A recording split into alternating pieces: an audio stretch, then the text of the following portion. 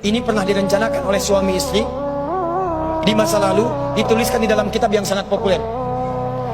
Persoalannya, begitu ibunya mengandung, istrinya mengandung, lahir anaknya usia 2 tahun, maaf, mereka punya rencana, anak ini insya Allah kita akan didik jadi lebih baik, keluarga kita lebih baik, anak ini akan jadi ulama. Qadarullah usia 2 tahun ayahnya meninggal. Ini kisah nyata. Ibunya ingat, saya tetap pertahankan untuk berubah jadi lebih baik, walaupun ayah tidak ada, saya single parent, saya rawat anak ini sebaik-baik. Usia 4 tahun anak ini, maaf ya, terkena penyakit buta permanen. Hijrah tidak akan sepi dengan ujian. Suami meninggal, single parent, anaknya kemudian buta permanen. Apa yang dilakukan oleh ibunya? Ibunya tetap berpedoman, Allah pasti akan berikan yang terbaik. Anak ini kemudian terus didoakan, bangkit di malam hari, perbanyak kemudian tingkatkan ibadah. Ingat ya rumus ini, orang tua yang rajin ibadah maka boleh jadi kebaikannya akan diturunkan pada anaknya. Ibunya yang berdoa, anaknya yang mendapatkan bagiannya. Matanya buta tapi diganti oleh Allah dengan ingatan yang luar biasa.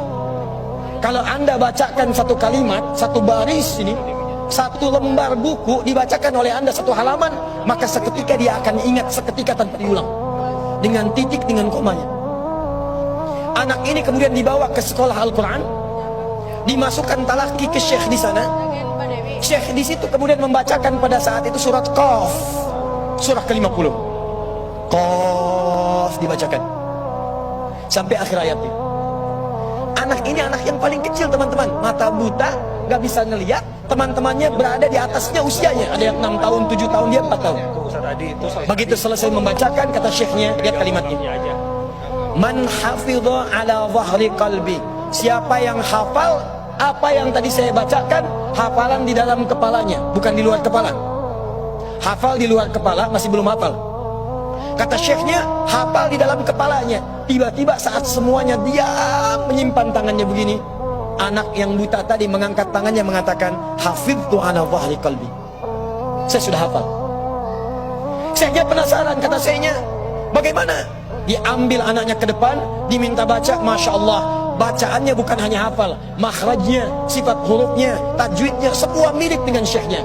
Kata syekhnya, minal an tadrusul hadis, dari sejak sekarang ananda mesti belajar hadis. Pulang ke rumahnya, diantar oleh asisten rumah tangga ibu tadi. Begitu nyampe di rumahnya, wajahnya gembira, mengatakan pada ibunya, ummi, ibu, tadi saya dipuji oleh saya begini, ada kejadian begini, saya seperti ini. Kata anak ini, minal an uridul hadis, ma, sekarang saya pengen belajar hadis.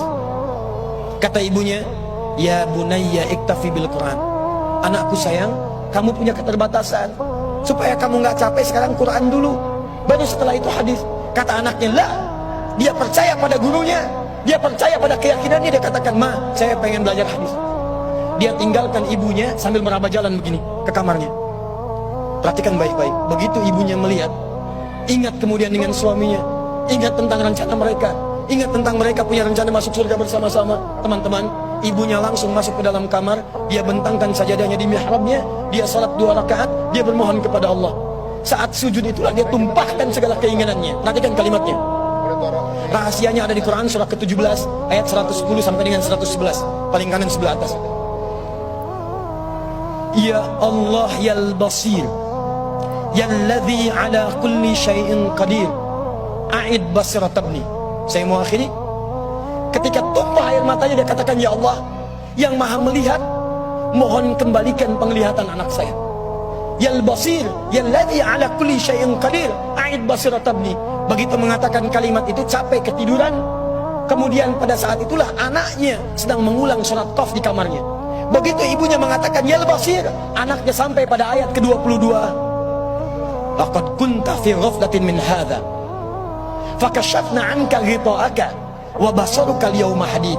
Ibunya menyebut yal basir, anaknya sampai di ayat wa basaruka al-yawma hadid. Dulu pandanganmu tertutup, sekarang kami akan buka, kamu akan melihat setelah ini dengan setajam-tajamnya. Ayat ini sebetulnya kemuliaan akhirat, tapi diturunkan mendapatkan kemuliaan dunia. Tiba-tiba setelah baca ayat ini, ibunya berdoa, bersamaan kalimatnya, tiba-tiba terbuka pandangannya. Anak ini bisa melihat kembali. Saking kagetnya dia lompat, dia kejar ibunya. Ummi, laqad ra'ait. Ma, saya bisa lihat lagi. Ma, saya bisa lihat lagi. Ibunya kaget kemudian terbangun. Dia peluk anaknya, dia katakan, nah, mungkin kamu melihat bukan dengan hatimu, kamu melihat bukan dengan matamu. Rubbama ra'aita biqalbik laisa bi'ainik. Mungkin bukan matamu tapi hatimu. Kata anaknya, Ma, saya melihat dengan mata saya. Ini mama pakai baju ini, di sekitar kita ada benda-benda ini. Allahu Akbar. Ibunya kemudian yakin anak itu bisa melihat. Dipeluklah anaknya. Keduanya kemudian menangis, dan ibunya sejak saat itu yakin bahwa anak ini punya kemuliaan besar di masa depan. Maka disekolahkanlah kemudian tempat-tempat terbaik, belajar hadis terbaik, diingat segalanya, cepat luar biasa. Anak ini kemudian dikenal dengan luar biasa di masa depan. Nama anak ini adalah Muhammad. Bapaknya yang meninggal namanya Ismail, kakeknya namanya Ibrahim, kakek buyutnya Al-Mughirah, eyang buyutnya Al-Bardizbah.